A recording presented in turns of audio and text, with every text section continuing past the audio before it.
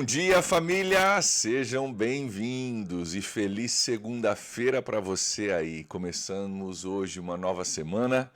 Estamos juntos de novo, conhecendo um pouquinho mais da Bíblia e extraindo da Bíblia verdades e princípios para a sua vida, para a minha vida também. Estamos crescendo no nosso aprendizado de histórias incríveis da Bíblia, histórias importantes da Bíblia, e hoje é uma história extremamente importante na Bíblia.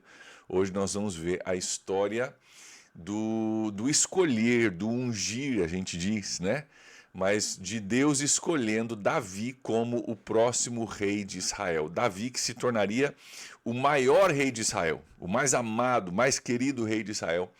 Ele é escolhido como rei, ele é ungido como rei, no capítulo que nós estamos vendo hoje, capítulo 16 de 1 Samuel. 1 Samuel é o nosso livro, nós já começamos nele semana passada, nós olhamos a escolha de Saul como o primeiro rei de Israel. Nós vimos que Saul não se saiu muito bem, e se você leu os capítulos de sábado e de domingo, você viu a ruína de Saul, você viu a queda de Saul, você viu Saul desobedecendo a Deus por medo dos homens e nisso perdendo o seu favor com Deus. E hoje nós vamos ver que por causa da desobediência de Saul, Davi escolhe então, Deus escolhe então Davi como um futuro rei sobre Israel. Quero lembrar você que nós temos aqui, nós temos o nosso guia de leitura, tá? Então nós fizemos aqui um estudo, né, no capítulo, até o capítulo 9, foi sexta-feira. Sábado seria o capítulo 10 e o capítulo 15 no domingo. Então hoje nós estamos em 1 Samuel capítulo 16. Se você perdeu o 10 e o 15, dá uma lida lá para você pegar, né, os detalhes dessa história aí, você poder acompanhar junto com a gente. Hoje estamos em 1 Samuel capítulo 16 e vamos olhar essa história que tem alguns aprendizados aqui muito importantes a gente entender e a gente ouvir, a gente ver o exemplo de Davi, porque vai contra a nossa mentalidade instantânea da nossa sociedade hoje. Hoje na nossa sociedade tudo é muito rápido, tudo é muito instantâneo, tudo é muito, né, de um momento para o outro. Mas nós vamos ver que, na verdade, tem algumas coisas que não acontecem da noite para o dia. Tem algumas coisas que geram qualidade e caráter e profundidade em nós, que acontecem ao longo dos anos, que acontecem através da fidelidade e que são preparações de Deus que demoram tempo, não acontecem da noite para o dia, mas que são essenciais para a gente poder cumprir o nosso chamado. 1 Samuel capítulo 16, e aproveitando aqui para dar um bom dia para todos vocês que estão aí. Eu estou hoje de folga, então não estou ao vivo, mas um bom dia aí para você. Interaja com seus irmãos aí no chat, manda um alô, manda um bom dia, interajam aí, comentem também sem problema nenhum. Tudo isso gera uma riqueza aí a nossa experiência online de hoje. Olha só, 1 Samuel 16 diz assim: o Senhor disse a Samuel: até quando você vai se entristecer por causa de Saul? Eu rejeitei ele como rei de Israel. Encha um chifre com óleo e vá para Belém, e eu o enviarei a Jessé. Escolhi um dos seus filhos para fazê-lo rei. Samuel ainda está triste aqui com Saul. Samuel ainda está tendo dificuldade de acreditar que Saul mancou tão rápido e perdeu a sua, sabe, a bênção de Deus sobre a vida dele de forma tão rápida. Samuel ainda está triste aqui, Deus está dizendo: ei, já rejeitei ele como rei, já vi que ele não tem a força de caráter para liderar o meu povo, ele rapidamente se perdeu nessa história, então eu estou escolhendo uma nova pessoa e está na hora de você também parar de chorar por ele, está na hora de você seguir, porque eu estou mudando, estou virando a página, está na hora de você virar a página também, ô Samuel. E ele manda então Samuel com o chifre de óleo, né? O chifre era aquilo que eles usavam como um recipiente, tá? Para colocar óleo naquela época, era um chifre mesmo, né, de animal, que era cortado quando o animal era morto, e ali dentro se colocava óleo, e ali dentro esse óleo ficava protegido de ser derramado, ok? Então, ele leva um chifre com óleo, E Deus disse para ele, cara, vai para Belém. Olha a cidade onde Davi e seus familiares moram, hein? Belém. Belém já apareceu na nossa história aqui, lá em Abraão, Raquel, lá em Gênesis, perdão, Raquel, ela morre em Belém, dando luz a Benjamim, que se torna uma das tribos de Israel, né? Benjamim é o pai da tribo de Benjamim. É em Belém que a nossa amiga Ruth conhece o seu marido, futuro marido, Boaz, quando ela está colhendo ali pelos campos. Nós já vimos isso há poucas semanas atrás. Agora nós vamos ver que Davi e sua família moravam em Belém e, eventualmente, no Novo Testamento, Belém vai se tornar muito famosa também por ser a cidade do nascimento do nosso Salvador Jesus, né? Que nasceu em Belém. Então ele vai para Belém, uma cidade que já tem algumas importâncias aqui, algumas coisas significativas e está se tornando ainda mais conhecida e importante na história do povo de Israel. Ele diz, como que eu vou poder ir se Saul vai saber disso, ele vai me matar. Afinal, há caminho, se você for estudar a geografia, você vai descobrir que entre onde Samuel estava agora e Belém, ele teria que passar por um quartel-general, uma cidade que tinha o quartel-general de Saul. E Samuel, sendo o profeta de Deus, né, provavelmente ao passar por ali iam querer saber onde é que o senhor está indo, o que o senhor vai fazer, o que está acontecendo, né? Querem saber o que o homem de Deus está fazendo. E ele vai passar por ali, ele vai ter que dizer, eu estou indo ungir um rei novo. Imagina, né? Saul, naturalmente, estaria atrás de Samuel tentando proibir isso. Então, Samuel diz, cara, como é que eu vou ungir um novo rei? Vou passar pelo quartel-general dos caras, os caras vão perguntar o que eu estou fazendo, eu vou dizer para eles, vai voltar para Saul isso instantaneamente e, como de fato ele falou, ele vai me matar. Então o Senhor diz o seguinte, não, leva um novilho com você e diga que você foi sacrificar ao Senhor. Convide Jessé para os sacrifícios e eu vou te mostrar o que você vai fazer. Você vai ungir para mim um daqueles que eu indicar. E parece aqui que Deus está falando, mente, tá? Mas Deus não está mandando mentir, não. De fato, acontece um sacrifício. Samuel tinha toda a liberdade de ir por toda a nação de Israel para oferecer sacrifícios a Deus com quem ele quisesse. Então Deus disse, cara, vamos fazer o seguinte, você vai oferecer um sacrifício, vai convidar a família de Jessé para participar desse sacrifício junto contigo e nós vamos fazer aquilo que você tem legalidade para poder fazer. Mas nessa cerimônia eu vou te mostrar quem que é que eu estou escolhendo como o futuro rei. Então tá tudo certo aqui.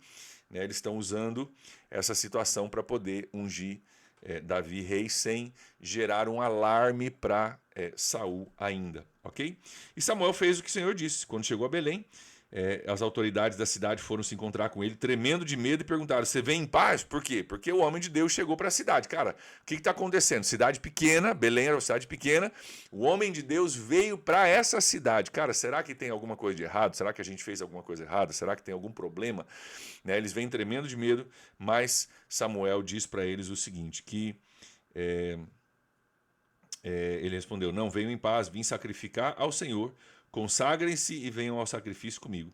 E então consagrou Jessé e seus filhos e convidou eles para o sacrifício, exatamente como Deus tinha mandado fazer.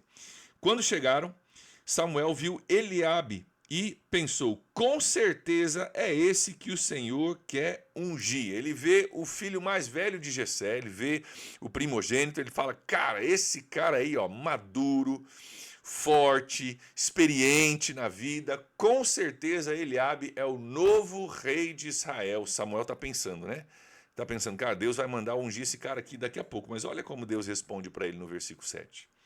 O Senhor, contudo, respondeu a Samuel, não considere a sua aparência e nem a sua altura. Olha que interessante, né? Nem a sua altura. Lembra que Saul, o primeiro rei de Israel, que agora vai ser substituído aqui, ele foi considerado rei, a turma curtiu a ideia dele ser rei, porque ele era o mais alto em Israel. Nós falamos sobre isso, que essa questão psicológica de que pessoas altas são associadas com liderança, tem uma questão psicológica humana que é fato comprovado, científico, isso que a gente pensa que pessoas altas são melhores líderes do que pessoas baixas. Então, Saul foi ungido rei, sendo o cara mais alto em Israel. E aqui Deus diz para Samuel o seguinte, cara, não considere sua aparência nem a sua altura, pois eu o rejeitei. O Senhor não vê como o homem vê a aparência, mas o Senhor vê o coração. Está aqui uma fala de Deus registrada em 1 Samuel que se tornou muito conhecida, você já deve ter ouvido essa frase, né? O homem vê a aparência, mas Deus olha o coração. E o que acontece aqui? Há uma distinção acontecendo entre Saul, um homem bonito e alto, primeiro rei de Israel, mas que falhou porque o coração não estava legal, para um novo rei que vai surgir, que não deixa de ser, diz o texto depois, que era um cara bonito, de aparência bacana, Davi e tal. Mas Deus está atrás de uma qualidade melhor do que a aparência que muda e que, né, com o passar do tempo, se perde. Deus está atrás de algo melhor do que isso. Deus está atrás de um coração voltado para Ele. Então, Deus diz aqui para Samuel, ei, você está olhando muita aparência, você está achando que esse cara seria um bom rei por aquilo que você está vendo, mas tem algo que você não está vendo, que é o coração dele. Eu já rejeitei ele, não é esse o cara. Tem um outro aí por vir. E essa sequência de eventos, de ver os filhos de Jessé, ela se repete com os 7 filhos de Jessé. Então começa com Eliabe, depois vai para o segundo mais velho, terceiro mais velho, quarto mais velho, e Jessé vai trazendo os filhos e vai apresentando para Samuel, e Samuel vai olhando e Deus vai dizendo não, não, não, não, não, não é esse, não é esse, não é esse, não é esse, e acabam-se os 7 filhos, e nenhum deles Deus falou que era o próximo rei. E aí Samuel vai dizer para Jessé o seguinte, olha, tem mais alguém aí? Porque não são esses aí que Deus vai ungir, não. Olha só, versículo 11. Então perguntou a Jessé, esses são todos os filhos que você tem? E Jessé respondeu, ainda tenho o caçula, mas ele está cuidando das ovelhas. Ainda tem mais um. Ah, é verdade. Quase que assim, né? Ah, é verdade, tem mais um filho. Tem o caçula, mas ele está cuidando das ovelhas. Ele está fora, ele está no campo. Ele não está em casa. E Samuel, sabendo que dos primeiros 7 que foram apresentados, nenhum deles seria o novo rei, Samuel diz então no versículo 11, a segunda parte, diz assim, então traga ele aqui. Traga-o aqui, não nos sentaremos para comer enquanto ele não chegar. Jessé mandou chamá-lo e ele veio e era ruivo, de belos olhos e boa aparência. E então o Senhor disse a Samuel, é esse, levante-se e unja-o. Olha só que interessante. Levante-se e unja-o. Samuel apanhou o chifre, cheio de óleo, ungiu ele na presença dos seus irmãos. E a partir daquele dia o Espírito do Senhor apoderou-se de Davi e Samuel voltou para Ramá. Então Samuel vai, encontra com Davi, unge ele como rei na presença dos irmãos e do seu pai, da sua família imediata que estava ali. E Samuel volta para Ramá. Eu quero que você note uma coisa aqui. Davi é escolhido. Ele é ungido rei, o ato de você ungir simbolizava ser escolhido para uma função. Samuel volta para Ramá, de onde ele veio, vida que segue. E o que acontece com Davi? Né? Na nossa mente, na nossa mentalidade, a gente pensaria, então, e Davi foi para o palácio. Né? Ué, se ele foi ungido rei, então Davi foi para o palácio, já dormiu aquela noite no palácio, na cama do rei. Não. O que nós vamos ver é que Davi aqui foi marcado, foi escolhido para ser o próximo rei. Mas o fato é que ainda duraria muitos anos o reinado de Saul, apesar de Deus não estar com ele, ele vai permanecer no trono por muitos anos, e eventualmente Davi vai assumir no lugar de Saul. Dizem os historiadores aí que esse período entre Davi ser ungido, que acontece agora, acabou de acontecer, que nós lemos no texto, e Davi assumir o trono foram aproximadamente 14 anos. 14 anos! Não é 14 dias, nem 14 semanas, nem 14 meses, 14 anos. E nesse tempo, eu quero que você veja na segunda parte do nosso capítulo de hoje, nesse tempo tem algumas coisas aqui que são preparatórias para Davi, são aprendizados que Davi já estava tendo, outros que ele teria ainda, que são preparatórios para Davi chegar ao trono. Ele foi escolhido aqui, mas vai demorar 14 anos para ele chegar ao trono ainda. E nessa caminhada nós vamos ver que tem coisas que ele já estava aprendendo e tinha coisas que ele ainda precisava aprender e ser moldado e capacitado para poder cumprir a sua função e cumprir o seu propósito. Olha comigo o versículo 14, o que acontece depois que Davi é ungido e Samuel volta para Ramá. O Espírito do Senhor se retirou de Saul, e um espírito maligno vindo da parte do Senhor o atormentava. Olha só, né? Aqui a turma buga, porque diz que um espírito maligno da parte do Senhor atormentava Saul. O que a gente faz com isso? A gente simplesmente entende aquilo que a Bíblia diz, que um espírito maligno que Deus permitiu atormentar Saul, atormentava ele. Nós vamos ver que atormentava mesmo. Mas como que funciona isso, pastor? A Bíblia não deixa claro como funciona isso. Só sabemos o seguinte: tudo está submisso a Deus, inclusive espíritos malignos. E Deus, então, parece nesse texto enviar um espírito maligno para atormentar. Ele retira o espírito de Deus de Saul e ele envia um espírito maligno para atormentar Saul, que já havia sido rejeitado por Deus por sua desobediência e pelo temor do homem que ele demonstrou, principalmente no capítulo 15, que foi o capítulo da leitura de ontem, e a falta de temor do Senhor. E, enfim, capítulo 15 é outra conversa, né, para outro dia, mas nos remete a quanto é importante nós temermos a Deus e não temermos o homem, né, porque os resultados foram pesados na vida de Saul. Os oficiais de Saul disseram o seguinte: tem um espírito maligno mandado por Deus te atormentando. Que o nosso soberano mande esses teus servos procurar um homem que saiba tocar a harpa. Quando o espírito maligno vindo da parte de Deus se apoderar de ti, o homem tocará a harpa e você vai se sentir melhor. E Saul respondeu aos que o serviram: então, encontrem alguém que toquem bem e tragam-no até aqui. E um dos oficiais respondeu: conheço um cara, filho de Jessé, lá de Belém, que sabe tocar a harpa. É um guerreiro valente, sabe falar bem, boa aparência, o Senhor está com ele. Então Saul mandou os mensageiros a Jessé com a seguinte mensagem: envie-me seu filho Davi, que cuida das ovelhas. Olha, presta atenção nisso aqui. Envie-me seu filho Davi, que cuida das ovelhas. E Jessé então envia ele, olha o versículo 21, Davi apresentou-se a Saul e passou a trabalhar para ele. Presta atenção nisso, tem tudo a ver com a nossa mensagem, com a nossa aplicação de hoje. E Saul gostou muito dele, Davi se tornou o seu escudeiro. Sempre que o Espírito, versículo 23, mandado por Deus, se apoderava de Saul, Davi apanhava sua harpa e tocava. E então Saul sentia alívio e melhorava, e o espírito maligno o deixava. Gente, isso aqui tem uma coisa aqui preciosa para a gente. Eu quero que você veja aqui algumas coisas que Davi é usado para fazer nesse momento da história de Davi. Lembra, Davi já foi ungido rei, ele já sabe que ele será o próximo rei, beleza?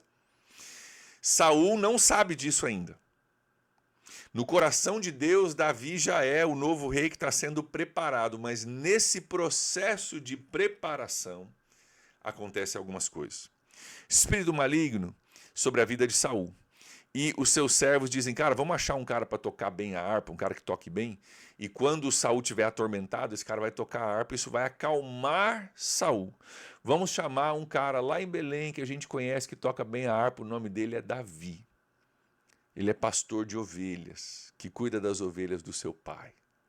Ele cuida das ovelhas do seu pai, ele toca a harpa e agora ele vai entrar no palácio para apaziguar a ira, né, e ministrar a vida do rei, e eventualmente se torna um cargo de confiança e se torna o escudeiro de Saul. O que eu quero que você pegue aqui?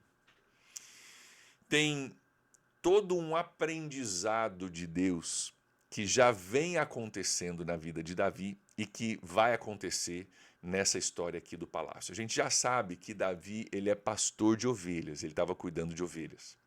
Na época de Israel, do Antigo Testamento, os reis eram chamados pastores do povo. Eles cuidavam do rebanho, eles dirigiam, cuidavam, alimentavam, supriam, protegiam o seu povo como um pastor protege as suas ovelhas. O fato de Davi ser um pastor desde menino já era preparação para a função que ele teria como rei.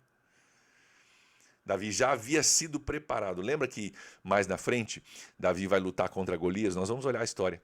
Lembra que Davi vai dizer assim, cara, já matei um leão, já matei um urso protegendo as ovelhas, agora eu vou matar esse cara aqui, esse incircunciso. Cara, tudo isso é preparo de Deus. É lá nas pastagens, lá no meio, no meio do campo, à noite, Deus já estava preparando o coração do futuro rei de Israel. E ele foi preparado cuidando de ovelhas. Antes de cuidar de pessoas, Davi cuidou de ovelhas, mas o princípio do cuidado permanece. O princípio da responsabilidade permanece. O princípio de você olhar à frente, de você cuidar da necessidade de pessoas ou animais encarregados ao seu cuidado, permanece. Davi já estava sendo preparado quando era pastor de ovelhas. Segunda coisa que a gente vê que Deus já estava preparando Davi aqui. Davi era um exímio músico, que tocava muito bem a harpa. Inclusive foram procurar, né, cara, vamos achar um cara bom, que toque bem a harpa, que vai tocar tão bem que vai fazer bem, vai aliviar, né, a tormenta no coração do nosso rei. E eles escolhem Davi. Aonde que Davi aprendeu a tocar a harpa?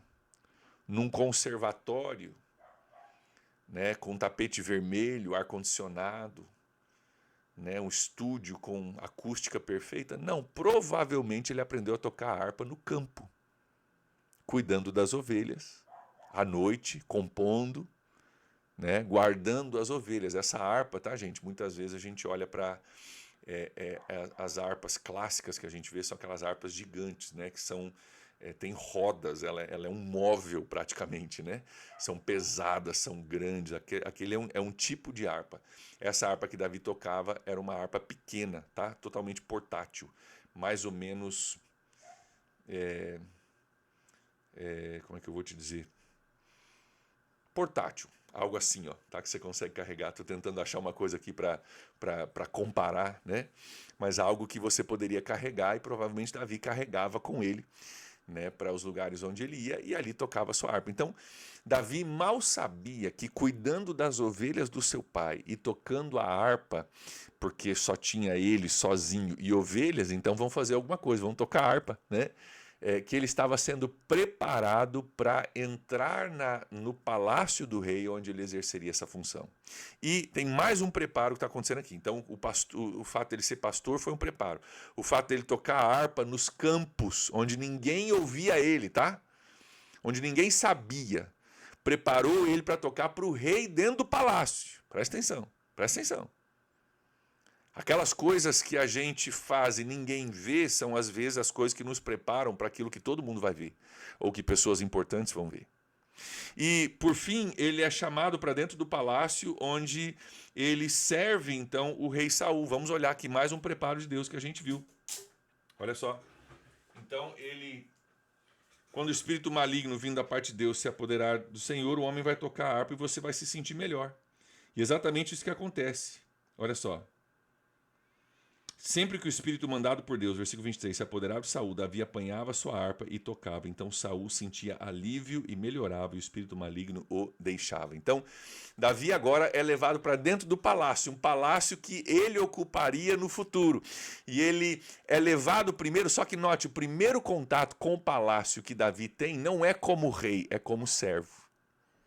Gente, tem uma lição gigantesca, tem um princípio enorme para mim e para você aqui. Davi já é ungido rei, ele já foi escolhido como rei, Saul já foi rejeitado por Deus, Davi vai para o palácio, mas Davi não vai para o palácio como rei, Davi vai para o palácio como servo, porque Deus está preparando o coração de um pastor, de um adorador e de um servo que se tornaria o maior rei de Israel.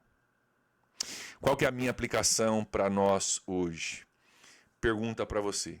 O que será que você está fazendo hoje? Ou que Deus está pedindo para você fazer hoje que parece totalmente desconectado do seu propósito, mas que tem tudo a ver com aquilo que Deus tem para você no futuro. O que será que você está fazendo hoje? Você diz, cara, isso aqui não tem nada a ver com o que eu quero fazer, isso aqui não tem nada a ver com os meus sonhos, isso aqui não tem nada a ver com aquilo que eu acho que Deus tem para a minha vida. Eu estou aqui cuidando de ovelha no meio do pasto, eu estou aqui tocando harpa porque não tem mais nada interessante para fazer. Eu estou aqui servindo um rei atormentado. Só me chamam na hora que o cara está atormentado e cabe a mim ter que resolver o problema do cara. O que eu quero que você veja é que tem um monte de coisas que não são nada glamourosas, que são, apesar de não serem glamourosas e não parecerem nada conectadas com o propósito de Deus para nós, são formas que Deus nos prepara para cumprirmos a nossa missão e o nosso propósito. Davi, como pastor de ovelhas, já estava aprendendo princípios.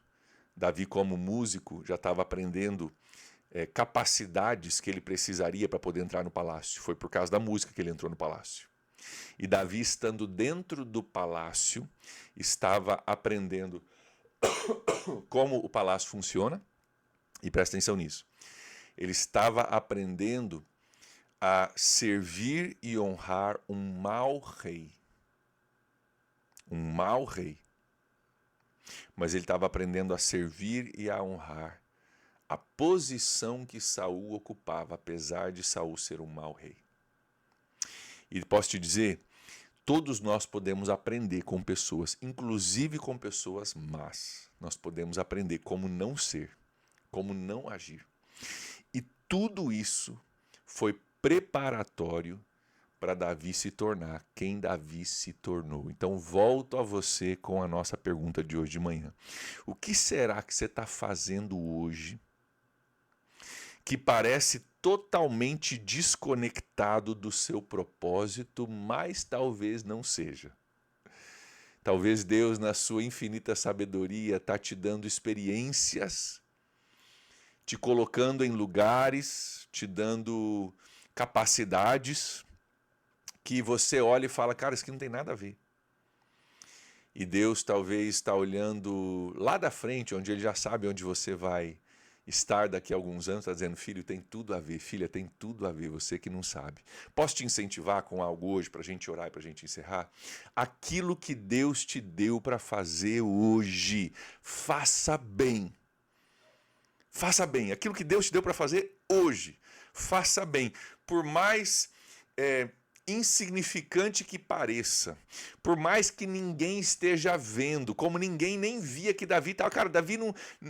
Mal foi lembrado pelo pai dele que Davi existia. Ah, acabaram os filhos? Ah, não, é verdade, tem mais um que está cuidando das ovelhas. Cara, aquilo que ninguém via, que ninguém valorizava, era de fato um preparo para Davi se tornar o pastor da nação de Israel.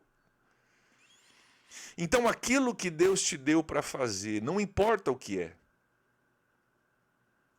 faça com o melhor da sua capacidade, crendo que o Deus do universo que preparou você para um propósito, também está usando esses detalhes que parecem desconectados e insignificantes para preparar você para aquilo que Ele tem no futuro. Então, é para cuidar de ovelhas? Faça um excelente trabalho, como Davi fez. Porque se ele não estivesse fazendo um excelente trabalho, ele não mataria o leão e o urso, ele sairia correndo, mas ele mata. Ele assume responsabilidade. Ele bota a sua vida em risco para fazer bem o seu papel.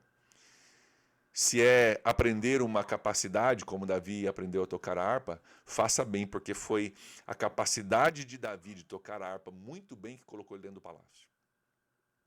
Se é servir alguém que talvez não é o melhor exemplo, faça isso com excelência, porque através do mau exemplo a gente também aprende.